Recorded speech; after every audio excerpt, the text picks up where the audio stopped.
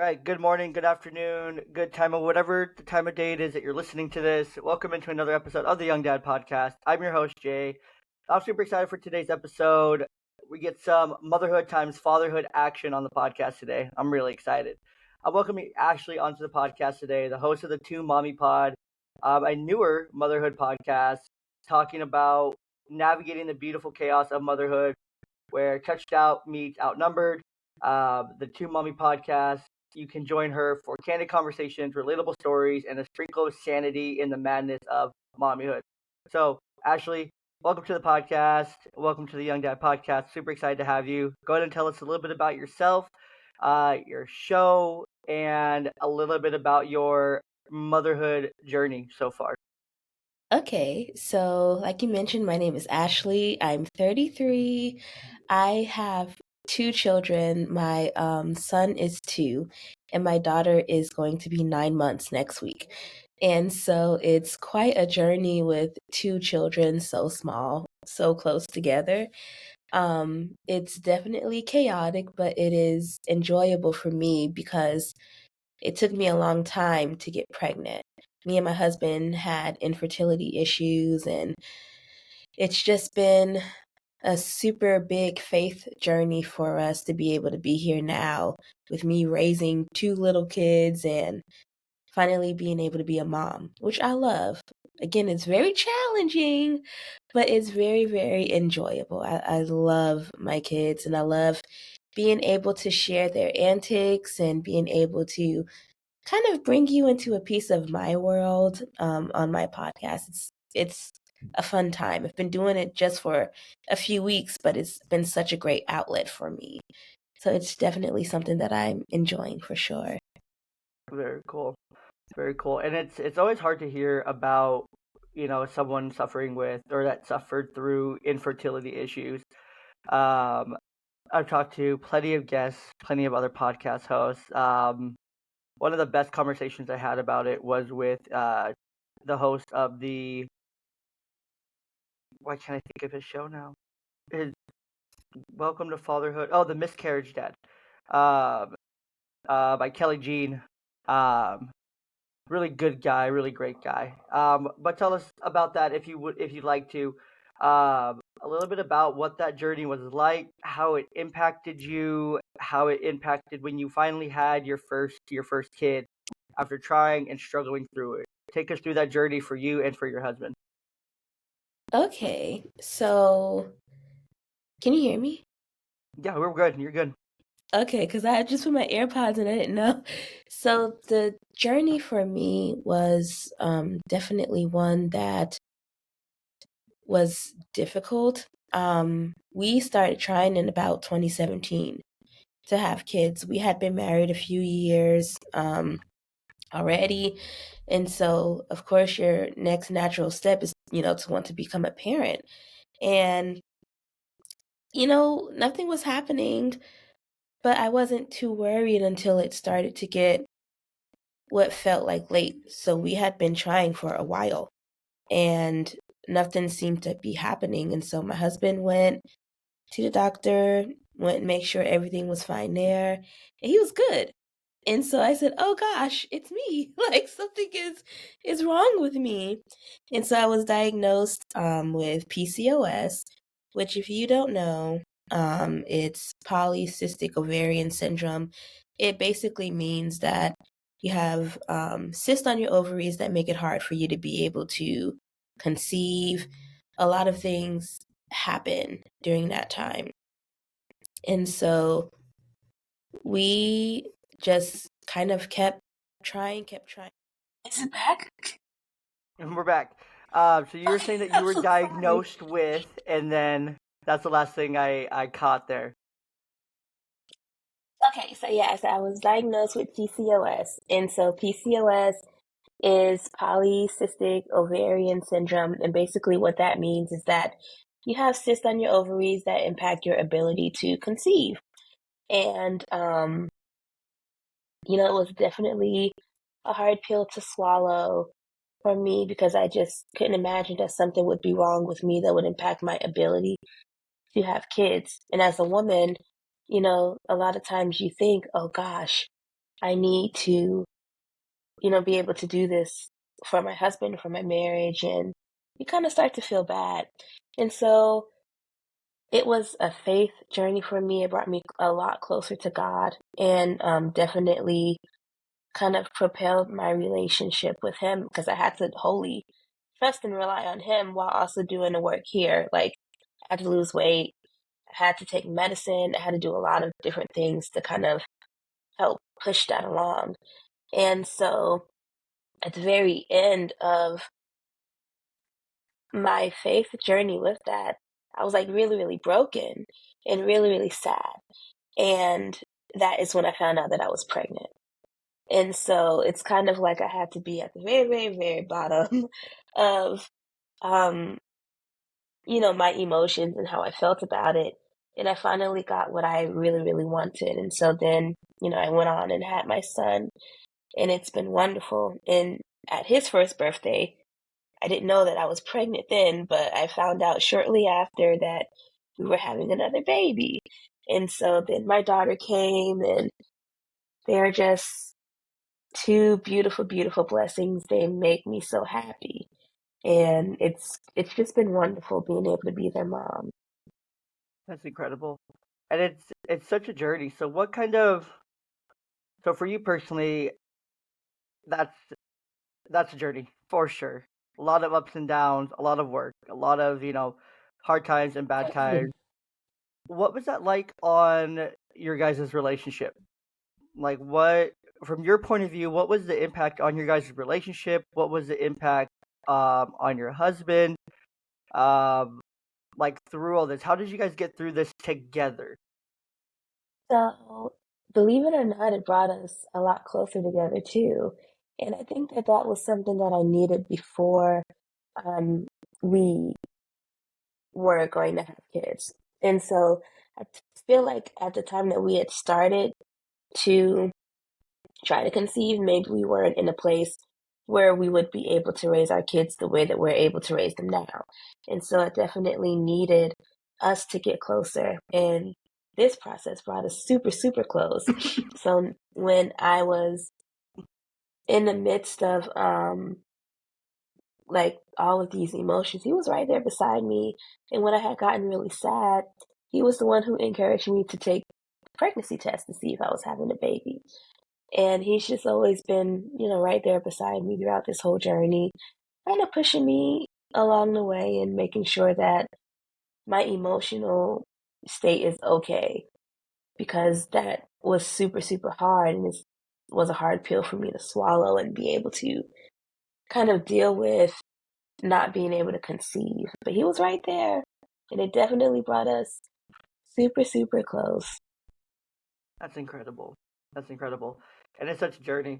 It's always cool to hear the positive outcomes from these situations and that, it ended up being what was meant to happen in the end, even though it definitely sucked going through it. Definitely sucked going through it for you guys, the struggle, the ups and downs. I'm sure there was plenty of negative tests, plenty of defeat, plenty Yes, of so just many. sadness, plenty of why are we even trying? Let's just give up. Let's look at alternatives. I guess like what was like the biggest thing that you did like for yourself to like get through it, to like overcome like all the like negative parts of it? Because it's a very negative process. Um, so what did you do that you found was like the most helpful to get through it for yourself? Okay, so it's gonna sound crazy, but something that really, really was helpful for me was that every time I got a negative test result, I would have to do something to kind of propel my faith, like push it. So I would go to the store and get baby clothes for my kids that I didn't hadn't seen. I wasn't pregnant or anything. But I went and I would get them clothes. And I had like a little stack of their clothes. And I said, you know what? Whenever I do have a child, whether it's a boy or a girl, they're going to be able to wear these items and feel, like my mommy really, really had a lot of faith that I was going to be here. And so I dressed my daughter in a sweater that I bought during that time. And it was just such a great reminder of how far we've come from that moment. Because in that moment, I was really, really trying hard to not go over the edge because I was so sad. Like, it's sad to not be able to do something that you really, really want to do. And so I was incredibly sad, but being able to get those items for them definitely made it feel real for me, even though it wasn't real just yet. Yeah. No, I don't think that's crazy at all. I think that's just it definitely is like kind of proving your faith. Like you believe it's gonna happen, you want it to happen. And I think it's a part of it that you mentioned toward the beginning was just how you felt like, okay, that was the next natural step. Like get married, been married, become parents, and then just as a woman you felt like, well, this is like kind of where my worth comes from, Right. kind of thing. And that can definitely be like really defeating. Like I always wanted to be a dad. Um I always knew I wanted to be a dad. I always knew I was gonna be a dad. Um like my entire life. And so, knowing that at times, like when I was younger, I would think about it when a relationship would fail or something that I thought was really promising that could lead to that. It would definitely feel defeating, definitely not even close to the scale like where you're at or where we're at. But there's that sense of defeat. And it's like being a man, like, it definitely can be disappointing to where it's like, well, it's still not happening. What's going on? Like, still not happening. What's wrong? Like, we're doing the thing right. The thing's being done right. We're we're spot on here. What's going on that we're not coming through? And so I think it's really cool that you guys were both able to reflect and be like, well, let's figure this out then. If it's one of us, let's figure out who it is and what it is, and let's work through it and get through it together, kind of thing. So I think that's just all really cool. Yeah, it is. And then you would think that something like that would like kind of tear you apart or one would blame the other, but it wasn't any of that, which, it's a wonderful kind of testimony to share. We didn't blame each other at all. We just wanted to figure it out so that we can move forward and, make our next steps. Definitely, and that's so important to do it together, to work through it together, uh, and to share that like want and desire together to work through it. That's so important. Um, so when your first baby was born, when you found out you were pregnant with the first one, what what kind of things did you feel? What kind of things came over you both? Like what were those feelings? What was your guys' reaction? Did you guys feel like it was too good to be true? Yes. Um, right. Like how did you guys handle that? What were some of the nerves like during the pregnancy even for you? Because there's nerves with every pregnancy, but I bet for you there was a different set of nerves. So how did you work through that? And how did you and your husband like react to it initially? Okay, so when I found out that I was pregnant, I just started crying, of course, and my husband, he's very animated, and so he kind of starts running through the house screaming, "Oh, my kid's gonna be the president! My kid's going to do this!" And like he's excited, and so we start calling our family, of course, and telling them. And so the first like weeks, maybe up until about the halfway mark, I was so nervous. And so I would constantly take tests to make sure that I was still pregnant. And so even though I was kind of like, oh my gosh, I'm pregnant, it was like, oh my gosh, I'm pregnant. What if something happens to the baby? What if something happens to me? It was really, really nerve-wracking. But I had a friend, and she would just encourage me and tell me, listen, God is not really the God that would, promise you something and then take it away like that. So you kind of have to get it out of your mind that something is going to happen to your child, and you have to be able to enjoy this moment. And from that time on, I stopped taking tests. I enjoyed it, and I embraced being pregnant and my belly growing, and I was still a bundle of nerves because going into a pregnancy with pre-existing conditions is dangerous. But my doctors made it super, super easy, very, very accommodating for me. And they also really, really did a great job of calming any fear that I had going in. They were really kind when it was time for me to deliver. And I feel like they made the best decisions for me. And they worked with me to be able to, bring this kid here. And so it was really cool. It was really, really cool. It was an easy pregnancy too. No major complications. The delivery was a bit rough, but no major complications at all. And it was great. Everyone around me made it so easy, so much that I could actually enjoy it and not be scared. That's awesome. And then when you found out you were pregnant the second time, 9 months in, 9 months out, um, so a year and a half ago, when you found out you were Yes. pregnant the second time, what was that like initial reaction? It sounds like it wasn't um unplanned, but it sounds like it was also not planned for that It exact was not timing. planned.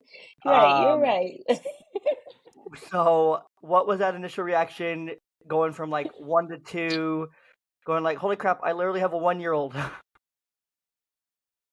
Okay, so that when I found out that I was pregnant with my daughter, I was shocked. And my husband has a really, really funny way of being able to tell when I'm pregnant before I can. And so I had been sick that morning, you know, not like sick, sick, but just like a little nauseous. And he says, maybe you're having another baby. And I said, no, because we had gone through so much to bring the first one here. I thought we would have to do the same Do the whole thing thing again. again. And so Yeah. I was kind of gearing myself up to do that, like to go through the whole process again. But God doesn't have to do perform the same miracle the same way. And I Hmm. learned that definitely because I was shocked. And it was kind of cool because I got to experience it the way that everyone else around me experienced it. They, had unplanned pregnancies. I don't know anyone at all besides myself who went through something difficult like this to be able to bring a child here. And so to be able to experience it that way was really like, wow, so this is what it feels like to be surprised. And I was a little nervous because going from one kid to two is definitely an interesting journey, and it is also a financial pit a little bit. Kids are expensive. And Hmm. so I have this 1-year old running around, and here I am pregnant with another one. I was definitely um, nervous about what that was going to look like. And the transition into having two is continuous because first you have a newborn and a toddler, and then you have an infant and a toddler. And then my daughter is going to be 1 in May, so I'm going to have two toddlers. And she is starting to um, want to move more and want to be out in the world more and get on the floor and crawl around and sit up and stand, and she's just constantly moving. So to have two constantly moving kids is super tiring. But what I've learned is that you can't get attached to one part of this journey because it's constantly changing.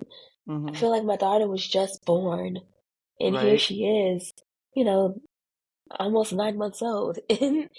And it's just wild. So I've learned to just not be married to them being this small because they're gonna get bigger soon. And then I'm gonna have two teenagers. And then I'm gonna have two adults, like Whew. Yeah. yeah, I know. I hear what you're saying. I It's hear what you're saying. I think it's really important for just like all of us parents not to be married to the idea, but just really enjoy the different phases, enjoy the different moments, enjoy the different um growth, right? And really just yeah, enjoy it and not take it for granted. Um right. because especially it's so easy to take it for granted. It's so easy to take it for granted, and it's so easy just to let it fly by. Like I have by the time this comes out, I'll have a 7 and a 3 and almost 4 year old by the time this comes out. So like I remember when they were both just little, like holding them like little babies. Uh, one of the girls at work that had a baby recently brought the little baby in yesterday, and one of my coworkers asked me like, "Do you remember when your girls were that small?" I'm like, "Oh yeah, I remember." Um, I definitely remember. I don't not remember when my kids were this small and stuff, and like I just really appreciate those like moments. But I also like appreciate like seeing them grow, seeing them develop, seeing them turn into Yeah. people, seeing them turn into humans, seeing them turn into like their little personalities. I really appreciate just I cherish and I hold on to those little small moments.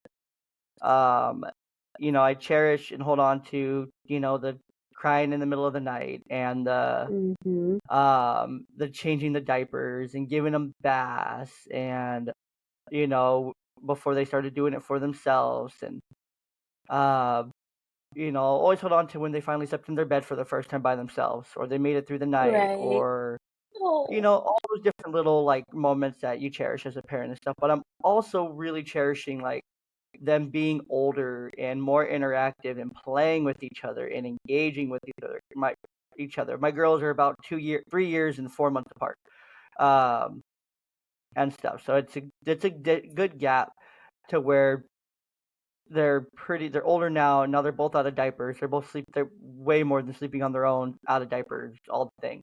Um, but it's like I really just appreciate like how much they're growing and how much they're developing and all the things that they're doing. I mean, my youngest is going to be going to Head Start next in this fall. Uh, Oh my so gosh. it's really cool because like I remember when my other one was going to Head Start, and now my younger one is starting to grow into a lot of the 4T and the 5T clothes that her sister had and wore and stuff. So now getting those, I was like, I remember when this was being worn. I remember how cute she looked in this, and like just kind of getting to make those like remember like how cute and all those things again. It's like you just really cherish those like moments, and it's so important just to hold on to them, because Yeah. you don't know when it's going to be the last time you do something or have one of those moments until like years later. You're like, holy crap, that was the last time I did that, or that was the last time I did that, or that was the last time for that kind of thing. So it's just so important to hold on to each and every one of those moments and just really cherish them as you go. Doesn't that make you want to have another? It does. I really do. Like holding the baby yesterday, I made a joke. I'm divorced from my girl's mom. I'm engaged to my amazing fiance now. She's my entire world. Oh, She's amazing. Uh, congratulations. but I made the joke at work yesterday. I'm like, I need to go have a long, long talk with my fiance after work tonight. Because that baby was real cute. She was so small, so cute, scrunched up, like being able to hold her, like she was so calm and um, like it was just like man, I forgot that I knew how to do this. I forgot that I knew how to hold a baby and soothe them. That baby was falling asleep in my arms, and Oh. like I was able to like think about it, like when I was holding that baby, like I felt like different muscles like Mm-hmm. tense up. Like I knew, like my body just like knew, like okay, like my forearm needs a little bit more firm here. My bicep needs to be more Uh-huh. firm here. Like relax it, like a little bounce. Like I didn't even think about it. Like it was just like natural, like to like bounce and Like like riding a bike. soothe. Exactly. It was so cool. It was so fun. Um, but it definitely also made me really appreciate my my kids now for like how old they are, how big they are, how much they've grown, how Mm-hmm. much they've developed, how like awesome little people they are, and um, just how cool like my kids are. Like now that they're way past that phase, they're way past that stage of life. So So believe it or not, that like muscle movement and things like that, for us moms, it comes naturally too. And I tell people all the time who are like having kids, like a lot of times they'll say, well, I don't know what to do. I'm kind of nervous. It comes natural. Like it's just something in us. I remember when I had my son and I was in the hospital bed and he starts crying and I just start, rocking him and patting him. He instantly calms down. And I'm like, I don't know, he just Hmm. knows me and it's Yeah, just, he's mine. And it's just natural. It's just a wonderful thing.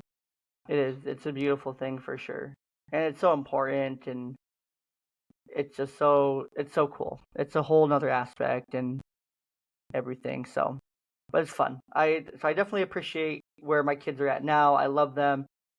I think it's more fun for dads as the kids get older, like as they start walking and Hmm. talking and doing things, and they're not as fragile. You're not going to snap their neck if you toss them a little bit or something. Um, you're not going to hit if you bang their head on accident. They're not going to die or have a brain hemorrhage or anything like that. It gets a lot more fun being a dad because you can interact with them, you can play with them, you can get a little bit more rough with them, uh, and you can run them around, you know, engage with them just like in a physical way, which is so important and so cool. Um, I'd say like the first couple years are definitely for mom, and the next 16 years are like the dad years. So because once they're walking and talking, like it's game over. Yeah.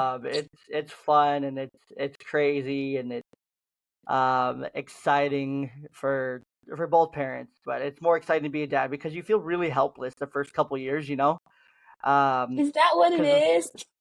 some of it's like I definitely feel like I think back like I felt well. I guess I didn't really have a choice after my divorce because I had a 4 month old.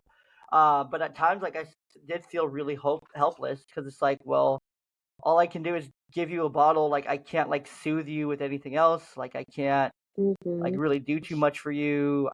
I there's not much I can do versus like a mother has like just like the natural ability. The baby's used to your heartbeat. The baby's used to being held by you. They're Hmm. used to your smell. They're used to your taste. They're used to like your skin and they know how they feel. They put their hand on you when they're feeding and like they're used to all those things and it's like wow cool like you can calm the baby down no problem but here's this baby just crying and going off for me kind of thing and I can't do nothing hardly. They won't take a bottle because they don't want a bottle because they want mom and they want all the Right. things and so like it can definitely the first couple of years can be really hard on dad from that perspective um to where it's like we feel really like helpless. It's like what can we do, you know? That Like is so we can enlightening. support Ask we my can husband if support he feels like that. he might but it's like we can support like cool like we can try the bottle but ultimately like I know the baby's gonna want you more because you got the good stuff straight from the source. Um, and like I know like I can help change a diaper, but yeah, I can change it, but they're still gonna cry and want you when I'm done. Um, Yeah. to hold them, kind of thing, and so. But it gets easier And once they like, start walking, talking, and moving, and all those fun things. Like it gets so much easier for dads because like it's they're a little bit more independent and so they actually can come to you a little bit more and they want you a little bit more so you can play with them a little bit more because that's what they want because their brains are developing. They don't just want to be held or hmm, eat or anything like that. They want more kind of things and they start eating regular food, solid food, all the things. So there's more I have ways to to ask him. engage as they get older. My husband has trouble putting the kids to sleep because for some reason they both feel like they have to be like right here next to me or right on me. My son feels like he has to be touching my arm, and my daughter, she needs to be rocked. And he kind of will try to put them to sleep and just like he just can't do it. And he's just like, I don't know. And so this past week I've been sick and he's been trying to kind of help with the kids and everything, but he's just like they don't go to sleep when I put him to sleep. And so, I still have to step in and put the kids to sleep. And I wonder if he's ever felt like that or like if he feels like there's not a way that he can help because of the kids always gravitating towards me. I gotta ask him. Definitely. And it can be really like defeating because it's like, well, like, what do you want me to do kind of thing. Um, And I think it's important, like, in those moments to, like, help, like, him, like, know, like, hey, this is like, have you tried this? Or like offering those suggestions. Like, of course, men, we have pride and whatnot, of course, but like like asking, like, hey, can I offer you a suggestion that might help, kind of thing. Like, this might help you a little bit with them, or I think also the kids just have to get used to it too. Like, Yeah, I that's don't know true. where you guys are at with like your sleep training and whatnot. Like, I started sleep training my little one at probably 6-ish months old, kind of thing. Like, I started my kid real young, sleep training and all the different trainings and whatnot for kids. And so like it was more just like, okay, I'm just gonna roll with this, and Hmm. I'm gonna work on the crying thing and then the soothing and then all the things, and um kind of doing that. So I think part of it's sleep training, part of it's the kids not being used to it. It breaks up their routine, but you also at the same time like have to kind of like cold turkey them. Oh, I know, this is so I hard for know, me. I know. Um, so it's really important, but it's important to like do those things, like however that's gonna look. Whether it's he tries for with one kid for a few hours, kind of thing. Like, Hmm. he lays down with him and hangs out with him for a few hours, and maybe he doesn't sleep, maybe he does sleep, maybe he doesn't, whatever. Um, but like he's kind of forced to. And then okay, it's been however much time we decided on, and now we're gonna loop back, and okay, now here's this one, kind of thing, so he can actually like try to fall asleep. Here's your arm, kind of thing.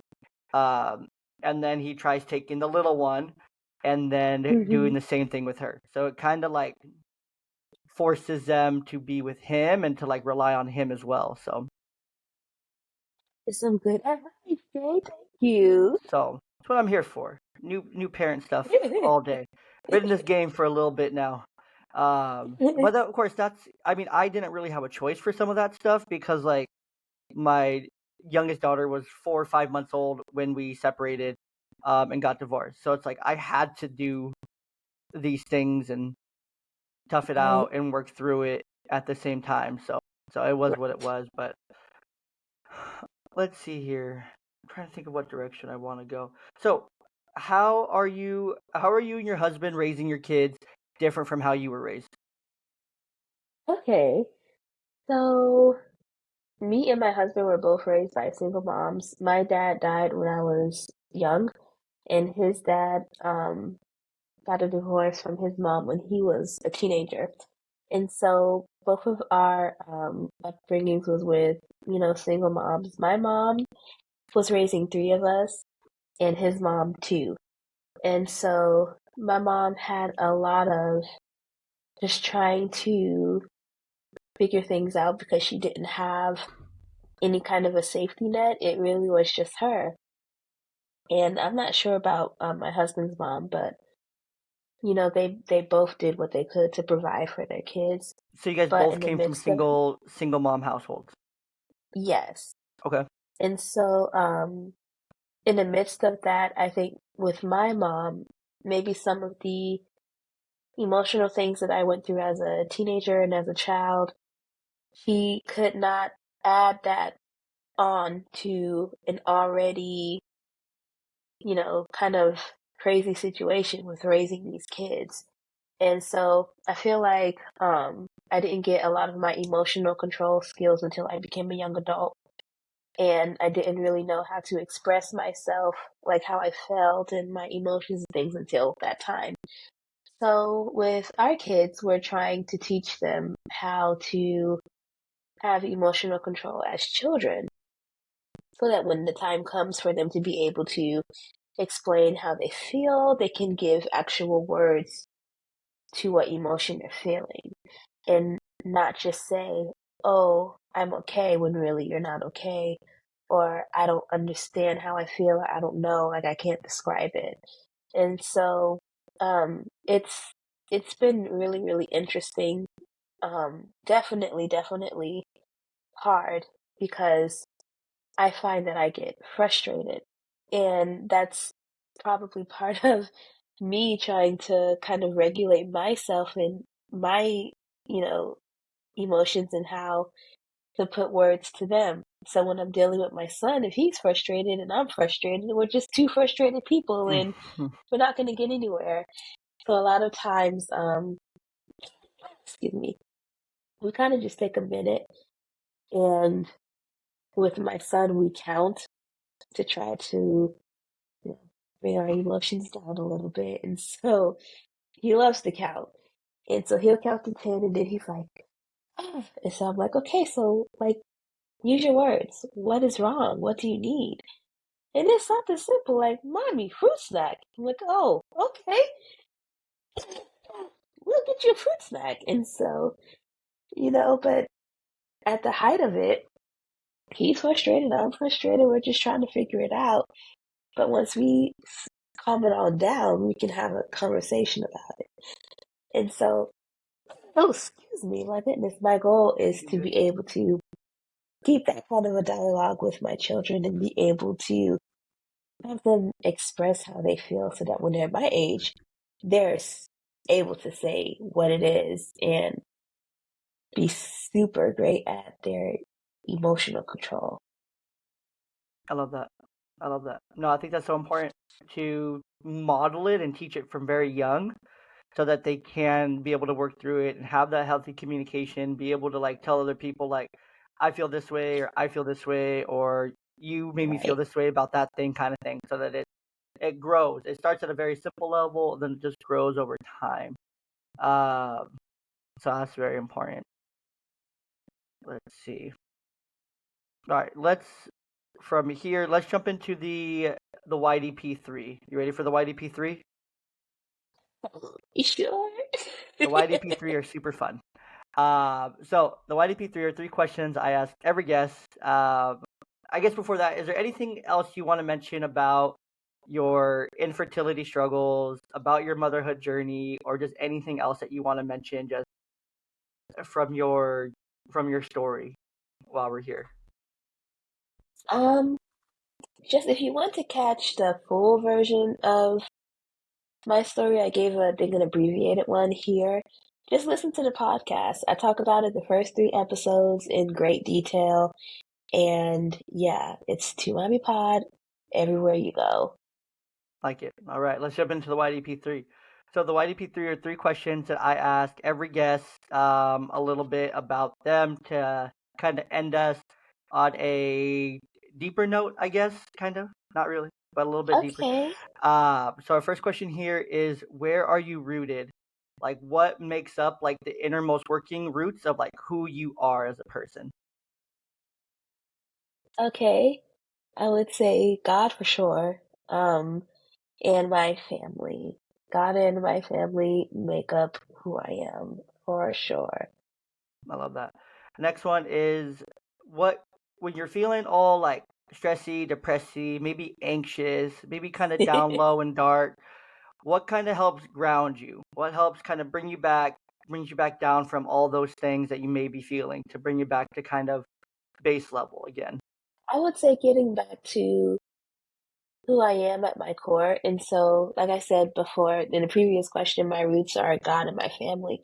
And so, whenever I am feeling stressy and depressy, I pray and definitely try to connect with God. But I also spend time with those that matter to me most. So, like my family and like my village, they make up part of my family. And so I reach out and either schedule a lunch or just go and chill or just kind of put myself in a place where I know that I am safe. And as long as I'm in that safe place, once I get back out into the world, I know that I can be okay because I've been able to recharge in my safe place and be all right. I love that. I love that. So important. And the last one here is, if you had to give like one or two pieces of advice to another mom that is going down the same path of the infertility struggles, really struggling, or maybe a dad even, they're just really struggling. It's like beating them down like to the very core of who they are. Like they're at ground negative 18, like they're way below zero. They're down, they're dark, they're depressed, they're feeling all the things about it. What's one or two pieces of advice that you would offer that mom or that dad? My first one would be to surround yourself with at least one person that's going to be able to pull you up from that place.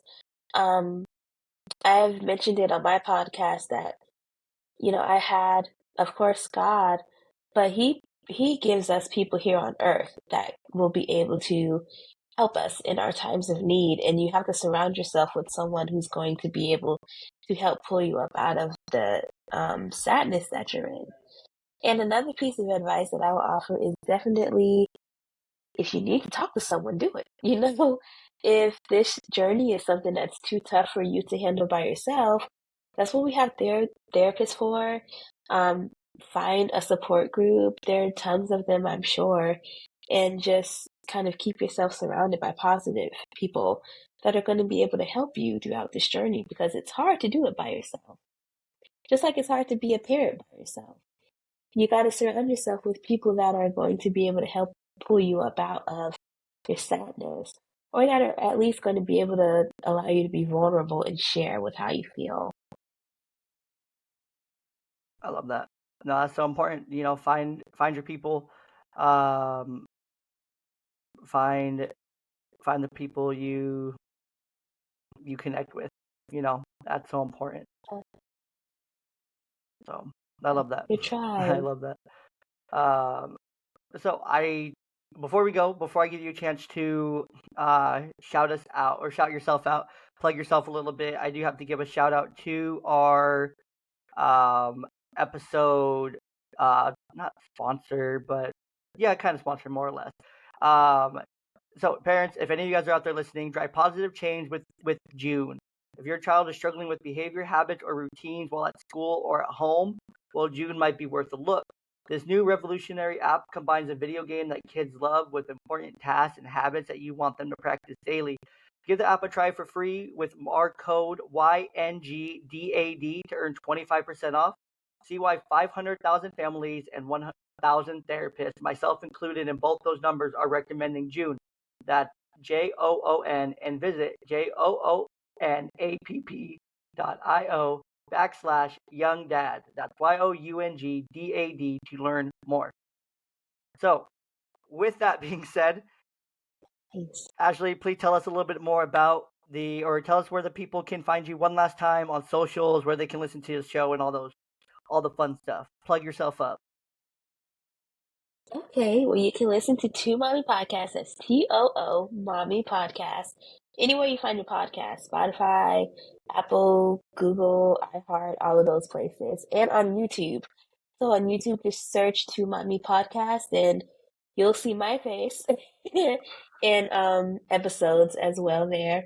Catch me on IG, TikTok, Facebook, everywhere at Two Mommy Pod, TOOMOMMYPOD.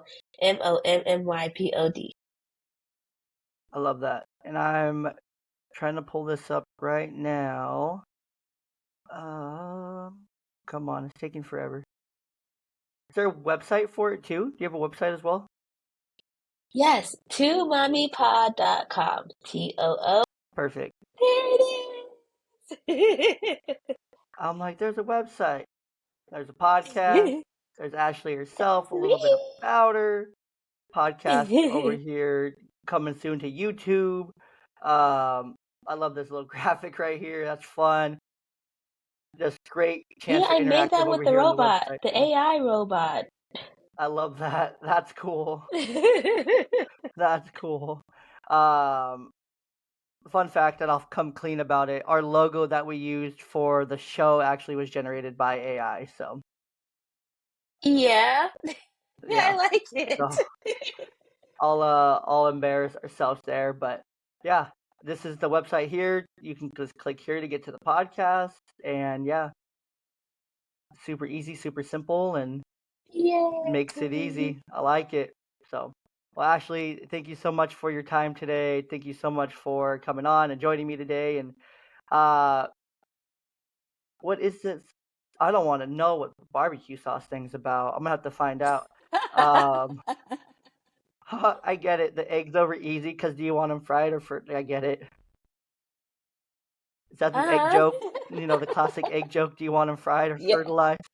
I love Yes. that. I love that. Well, Ashley, thank you again. I really appreciate your time today.